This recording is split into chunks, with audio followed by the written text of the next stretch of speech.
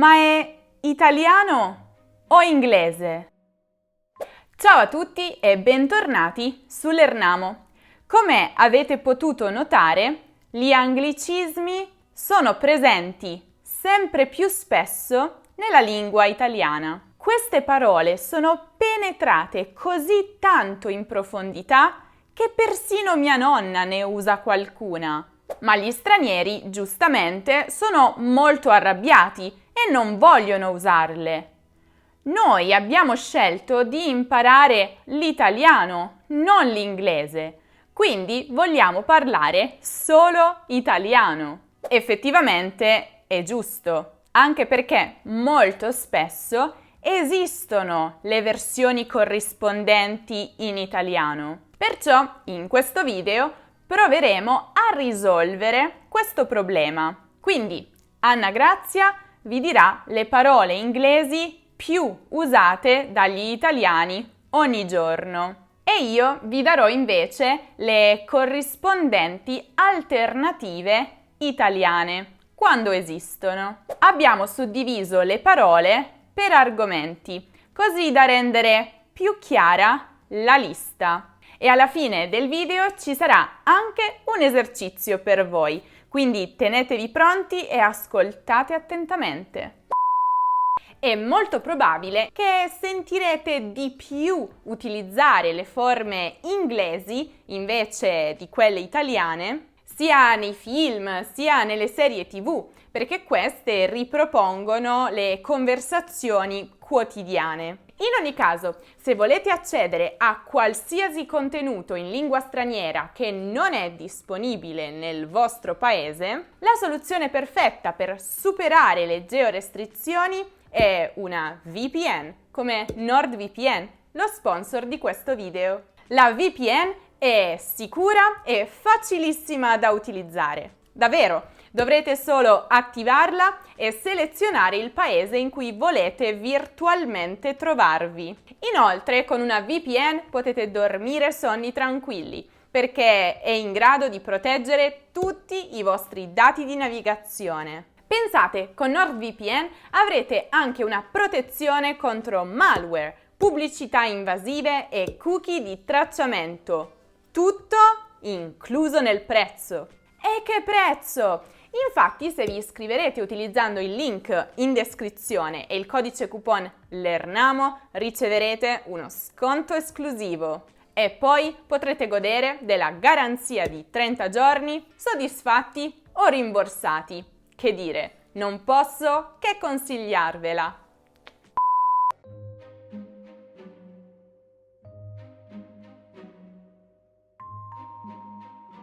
Social network.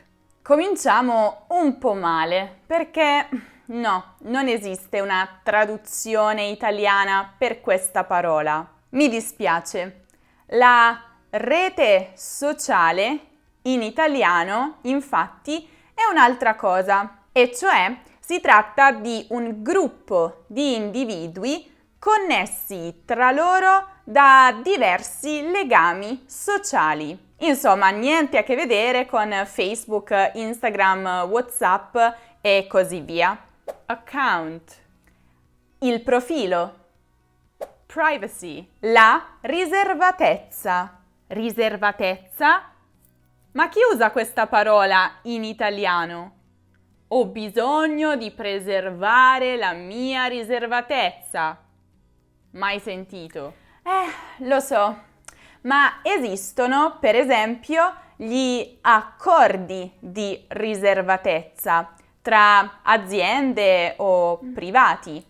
Login, l'accesso, password, la parola chiave, la parola d'accesso, la parola d'ordine. Le prime due sono valide alternative alla password digitale, mentre la parola d'ordine è generalmente quella che viene richiesta all'ingresso di qualche luogo, qualche locale particolare, segreto, esclusivo. Community, la comunità. Feedback, il riscontro. Trend, la tendenza. Nickname. Il soprannome. Email. La posta elettronica. Dammi il tuo indirizzo di posta elettronica. E intanto la persona è già andata via. Ti mando una posta elettronica? Ci sentiamo per posta elettronica? Ovviamente è un'alternativa valida per indicare in generale il sistema. Quando parliamo invece di una lettera elettronica in particolare, dovremmo utilizzare email. Default. L'impostazione predefinita. Smartphone. Il cellulare.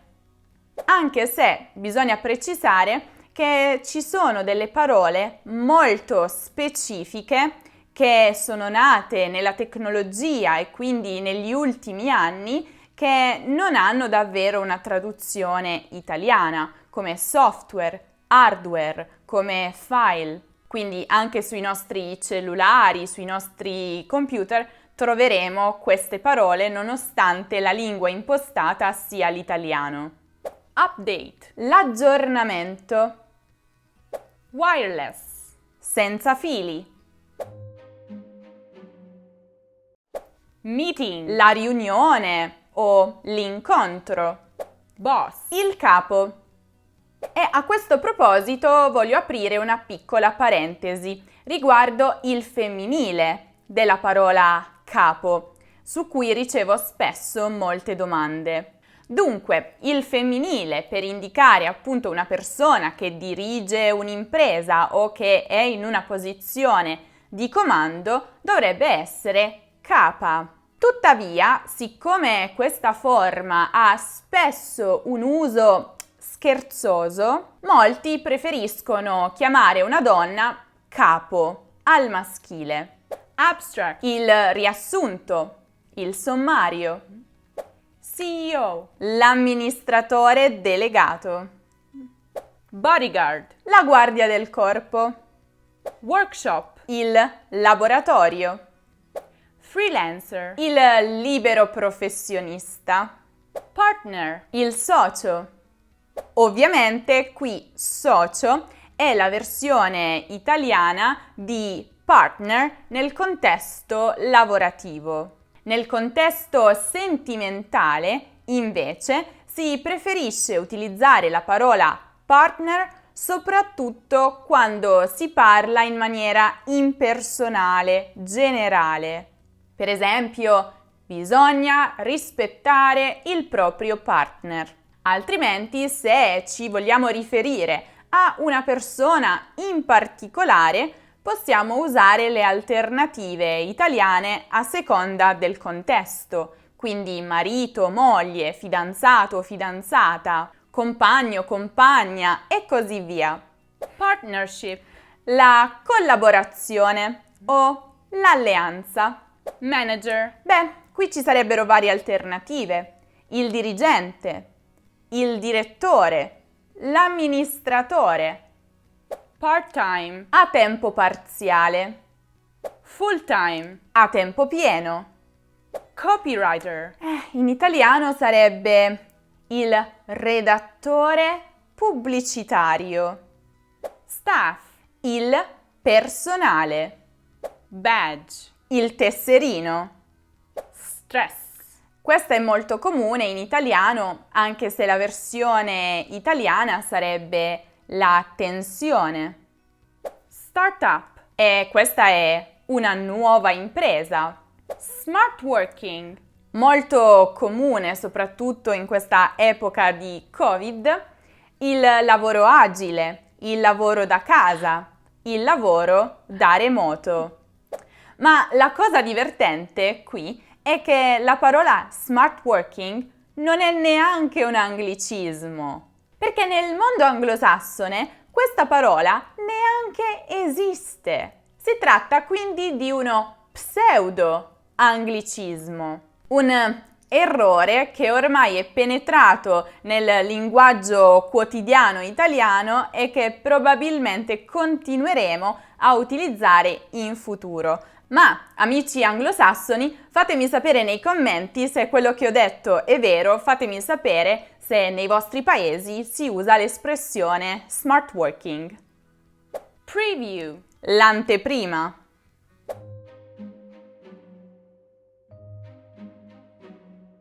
Leader, il capo, anche qui, o la guida, usate per indicare proprio la persona principale di un partito politico, di un gruppo, un movimento, un'organizzazione. News, le notizie. Premier, qui la traduzione potrebbe essere il primo ministro, anche se nel caso specifico dell'Italia questa figura si chiama il Presidente del Consiglio.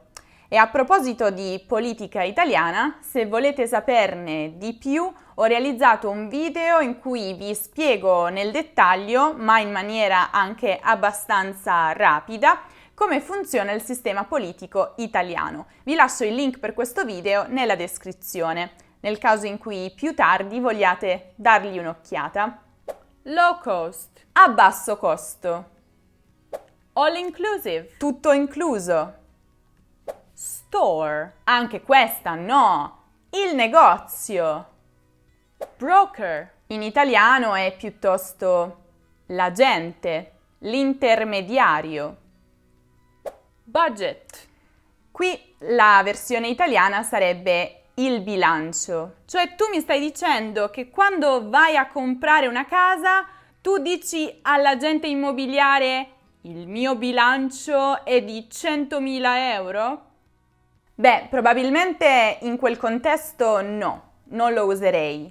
Diciamo che in italiano ormai si usa la parola bilancio principalmente per riferirsi alla situazione finanziaria determinata dal rapporto tra le entrate e le uscite. Non so, il bilancio di una compagnia. Report, il resoconto. Gap, la lacuna. Buyer, beh, ma questa no, il compratore o l'acquirente. Upgrade, la promozione, soprattutto per indicare lo spostamento, il passaggio a un livello superiore di qualcosa. Se invece ci vogliamo riferire a un upgrade, per esempio su un aereo o negli alberghi, si dovrebbe usare piuttosto l'espressione italiana innalzamento di categoria. Lo so, un po' lunga.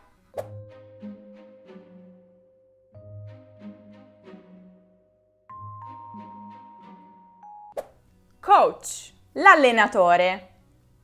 Sold out, tutto esaurito. Più precisamente, se parliamo di un prodotto sold out, diremmo semplicemente che è esaurito. Se invece parliamo di un evento, una partita, un concerto, allora diremo piuttosto che è tutto esaurito. Team, la squadra. Match, la partita. Workout, l'allenamento. Record, il primato. Contest, la gara, il concorso. Check-up, la visita di controllo. Sponsor, questo è interessante. La versione italiana sarebbe il finanziatore oppure il sostenitore. Però non mi sentirei di utilizzare quest'ultima alternativa perché è molto generica e non dà davvero l'idea di una persona che sostiene qualcuno economicamente. Dà piuttosto una sfumatura di sostegno morale, quasi come un fan.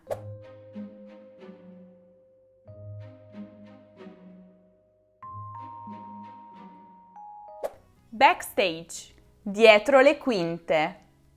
Audience, il pubblico.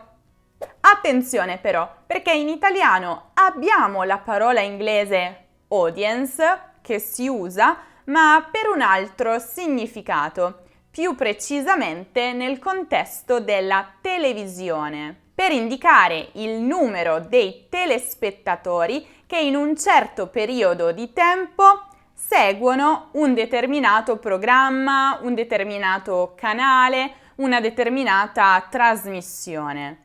Sequel, il seguito, la continuazione. Performance, l'esibizione, la prestazione. E qui va fatta una piccola distinzione.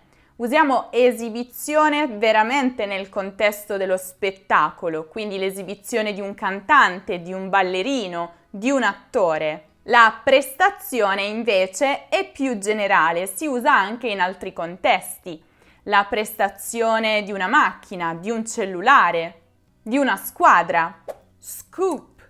Per questa la versione italiana è anche un po' lunga, sarebbe una notizia importante ed esclusiva. Ecco perché, soprattutto in qualche caso, si afferma di più la versione inglese rispetto a quella italiana, perché è più breve. Showroom, il salone di esposizione. Band, il gruppo musicale. Cameraman, il cineoperatore o l'operatore della cinepresa. Sinceramente non le ho mai sentite. Live, dal vivo per un'esibizione o in diretta per un programma in televisione o alla radio. DJ. No, qui davvero non esiste una versione italiana. Trash, di cattivo gusto o volgare. Copyright, il diritto d'autore. Show, lo spettacolo, se è dal vivo, o il programma, se è in televisione. Nomination, la candidatura. Shopping, le compere. Mood, l'umore, per esempio essere di buon umore, essere di cattivo umore. Location, il posto, il luogo. Weekend, questo anche no. Il fine settimana. Hotel, molto usato, ma l'italiano sarebbe l'albergo. Hall, l'ingresso. Waterproof, impermeabile o resistente all'acqua. Brand, il marchio, la marca. Fitness, la forma fisica. Sexy, sensuale, attraente. Outfit. Ok, qui anche la versione italiana è un po' lunga. Un outfit sarebbe un insieme coordinato e abbinato di abiti e accessori. Ti piace il mio insieme coordinato e abbinato di abiti e accessori che indosso oggi? Dai, se volessi scrivere un tweet non mi basterebbero neanche i caratteri. Probabilmente su questa parola devo darti ragione. All you can eat. Mangia quanto puoi. Anche se, ad essere sinceri, si usa sempre la versione inglese ed è una cosa molto specifica, una formula popolare soprattutto nei ristoranti giapponesi in Italia, nei ristoranti di sushi. Secondo questa formula, ogni persona deve pagare un prezzo fisso per l'ingresso nel locale. Dopodiché, i clienti possono ordinare tutto quello che desiderano. Attenzione però, bisogna consumare tutto quello che si è ordinato, altrimenti molto frequentemente si rischia di dover pagare gli avanzi. Fashion, la moda. Make-up, il trucco. Random, casuale. Casual, informale. Relax, il riposo. Comfort, la comodità. Packaging, l'imballaggio, la confezione. Chewing gum, la gomma da masticare. gossip, il pettegolezzo. Bene, queste erano tutte le alternative principali nei vari settori che abbiamo pensato di darvi, così che possiate utilizzarle più spesso quando parlate in italiano. Come promesso, adesso c'è un esercizio per voi. Vedrete sullo schermo alcune frasi con degli anglicismi e vi suggeriamo di scrivere nei commenti la migliore versione a cui potete pensare di queste frasi con le alternative italiane. Non deve rimanere neanche una parola inglese nelle frasi. Eccole a voi!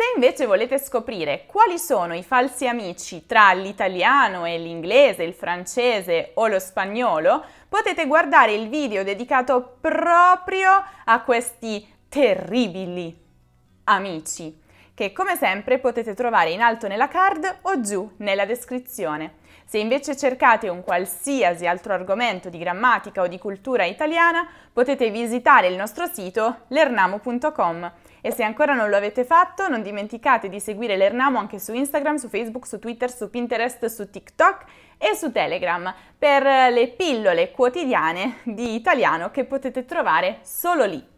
Con questo è tutto, noi vi aspettiamo nel prossimo video.